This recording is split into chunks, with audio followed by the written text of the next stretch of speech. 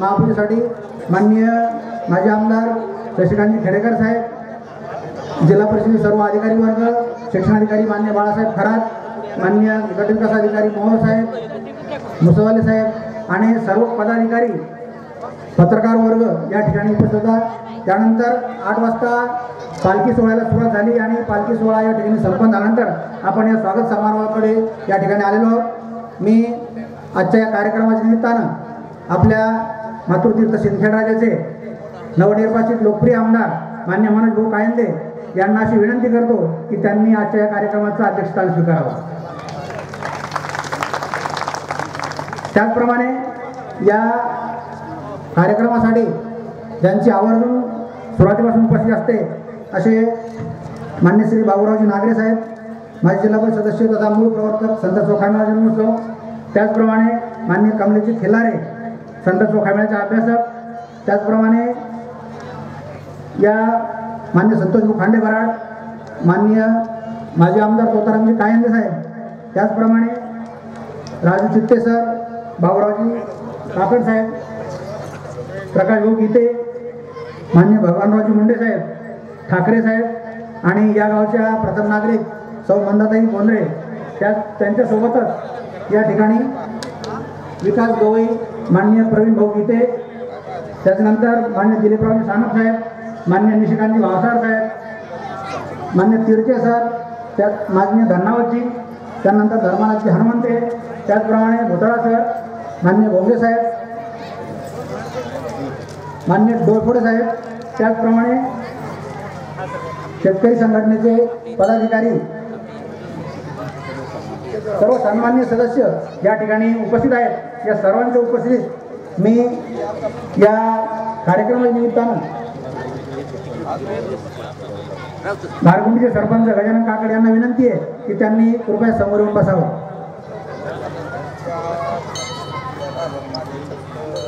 या पालखी सोहळा संपन्नतेनंतर या कार्यक्रमासाठी सुरुवात होत आहे।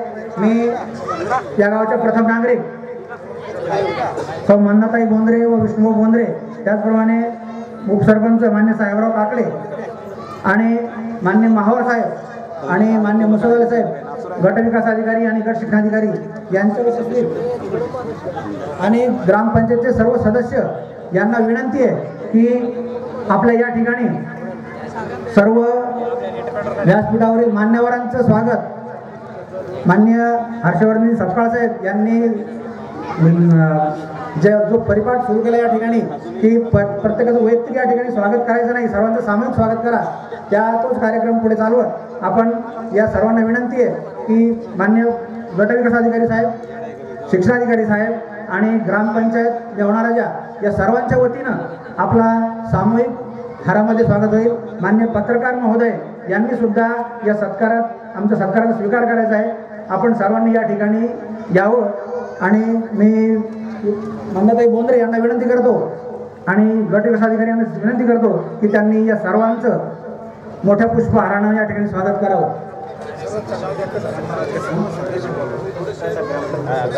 सर्व ग्रामपंचायत सदस्यांना सुद्धा विनंती आहे त्यांच्यासोबतच या।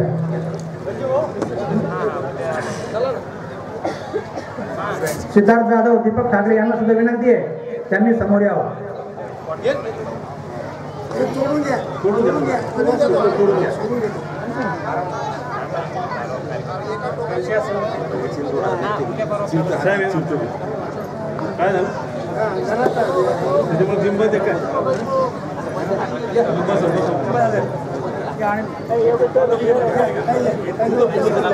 संत चोखामेळा जन्मोत्सव लाईव्ह।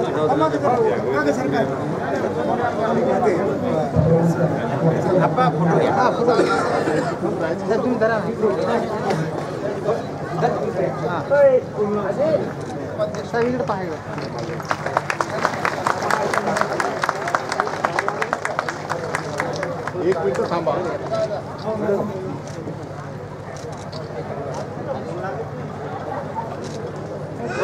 व्हिडिओ चोखोबा महाराज की संत चोखामेळा अध्यक्ष आणि कोकणी काका यांना सुद्धा समोर यावं। मान्य कुलकर्णी साहेब.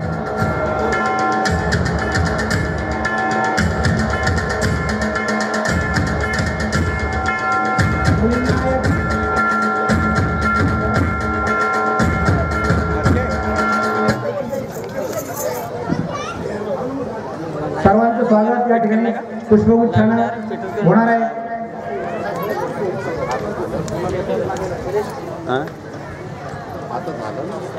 या ठिकाणी मान्य प्रभाकर डोईफोडे, मान्य आमदार सिद्धार्थ खरात साहेब यांचे सुय सहाय्यक यांनी सुद्धा समोर येण्याची कृपा करावी. प्रभाकर डोईफोडे.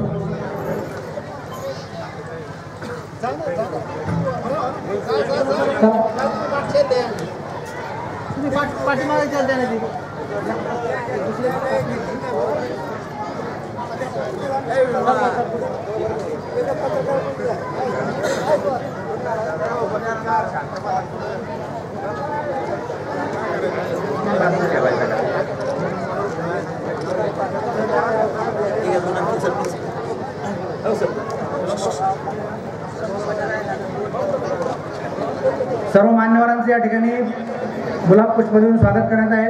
नाजिम पठाण भाई यांना पुन्हा एकदा विनंती आहे की त्यांनी या ठिकाणी स्टेजवर यावं.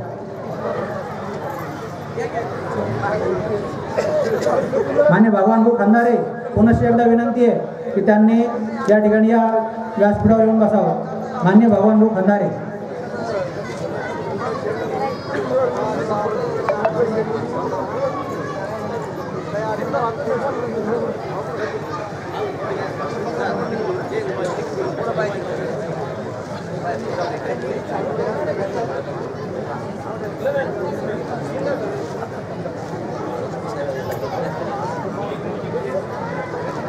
आपणा सर्वांना चोखोबांच्या जीवनपटावर माहिती देण्यासाठी आणि या कार्यक्रमाचं थोडक्यात प्रास्ताविक आपल्या या पंचायत समितीचे गटविकास अधिकारी माननीय श्री माहोर साहेब यांना विनंती करतो की त्यांनी अगदी थोडक्यात या ठिकाणी आपलं प्रास्ताविक या ठिकाणी व्यक्त करावं.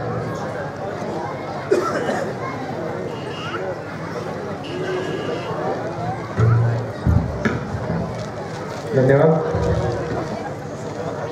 आज ज्यांची जयंती साजरी आपण करत आहोत असे सन्माननीय संत चोखामेळा यांच्या प्रतिमेला अभिवादन करतो. 3 जानेवारीला ज्यांची जयंती आपण साजरी केली अशा शिक्षेचे आद्य देवता सावित्रीबाई फुले यांना वंदन करतो. आत्ताच 12 जानेवारीला महाजिजाऊचा कार्यक्रम संपन्न झाला, त्यांच्या प्रतिमेला अभिवादन करतो.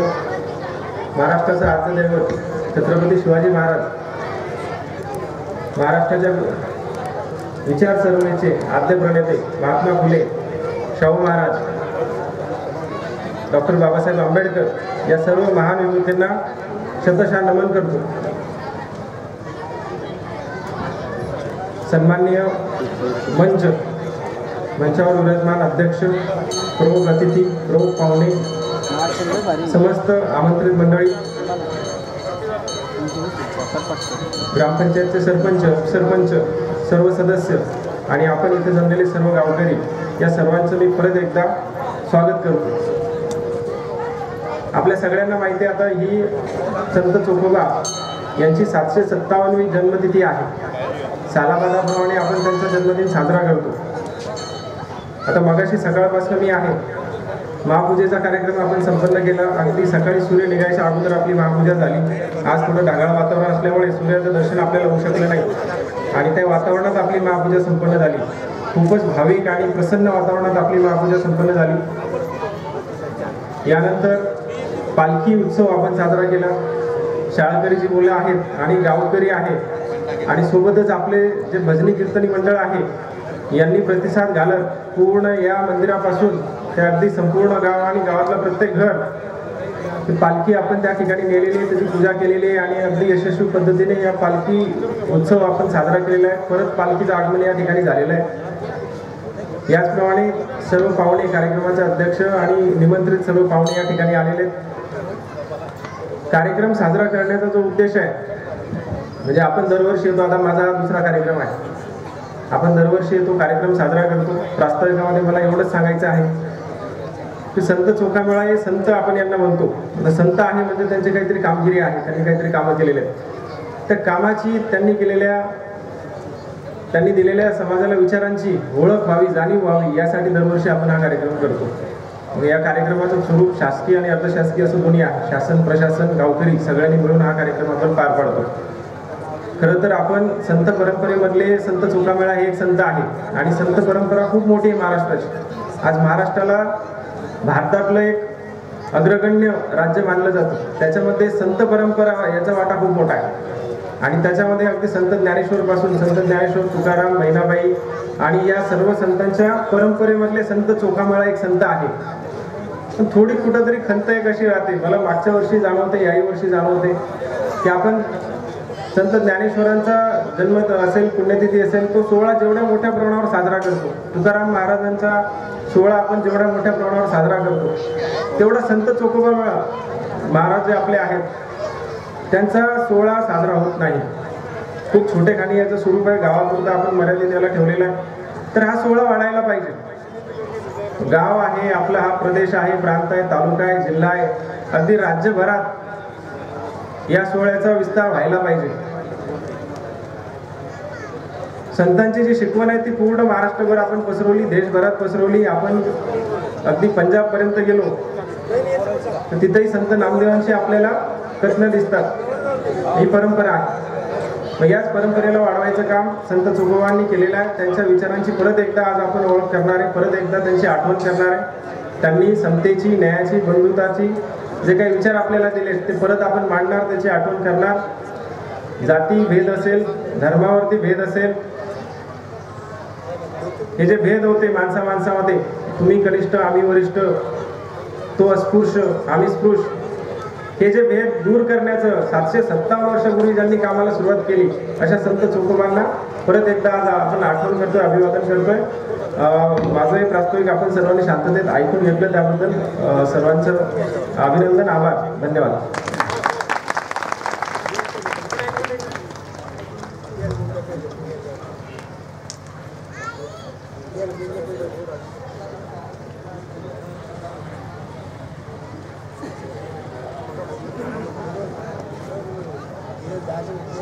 आणि दीपक चेडके पाटील यांना सुद्धा विनंती, त्यांनी समोर यावं.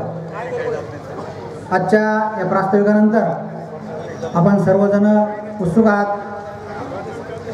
या सर्वप्रथम मी या गावची कन्या प्रतीक्षा काकडे हिला अवघ्या 2 मिनिटात तिनं आपल्या या ठिकाणी चोखोबाच्या जीवनचरित्रावर प्रकाश टाकला.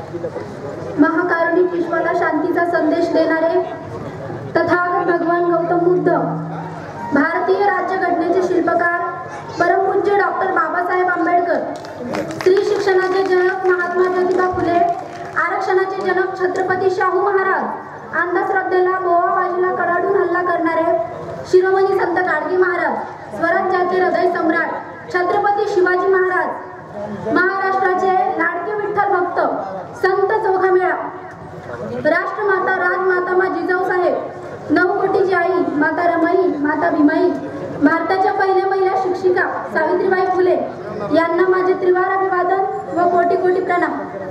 सर्वप्रथम मला या स्टेजवर बोलण्याची संधी दिली त्याबद्दल मी आयोजकांचे आभार मानते आणि 2 शब्दात माझे मत मांडण्याचा प्रयत्न करते. आज 14 जानेवारी 2025 दरवर्षीप्रमाणे आपण संत चोखामेळा यांचा जन्मोत्सव मोठ्या थाटामाटात साजरा करत आहोत. संत चोखामेळा यांचा जन्म 14 जानेवारी 1267 मध्ये झाला, कोरेगाव या गावी. आता पहिला प्रश्न हा पडतो की कोरेगाव म्हणजे कोणतं गाव? तर मेहुणा राजा या गावाच्या इतिहासात जर डोकावून बघितलं तर या गावाचं पहिलं नाव हे कोरेगाव होतं. त्यानंतर त्याचं हळूहळू मेहुणपुरीमध्ये रूपांतर झालं आणि या मेहुणपुरीचे नामकरण मेहुणा राजामध्ये झाले. आपलं भाग्य आहे की आपण या गावात राहतो. निर्मळा नदीच्या नदीखाली बसलेले हे गाव म्हणजे मेवणा राजा. आता खरं तर संत चोखामेळांना लाडके विठ्ठल भक्तच म्हणावं लागेल, कारण संत चोखामेळा हे विठ्ठलाचे खूप जवळचे भक्त होते. संत चोखामेळा हे अस्पृश्य होते, त्यांनी लोकांना बाहेर टाकलं होतं, तरी सुद्धा या अस्पृश्य जातीतील संतांवर सत्तर साहित्य आणि लेखकांनी आपलं लेख लिहिलेले आहे. सर्वप्रथम तुकोबारायांनी चोखोबावर काय लिहिलं? तुकोबाराय म्हणतात, रायाचे शिपाई हजाराचे 12, लाखाचा मोहरा प्राणी एक, सर्व लोकात सद्गुणी ऐका, तुका म्हणे चोखा पंढरीचा. असा अनेक लोकांनी अनेक लेखकांनी संत चोखोबावर लिहिलेला आहे. आता चोखोबाच्या जन्माविषयी बोलायचं म्हटलं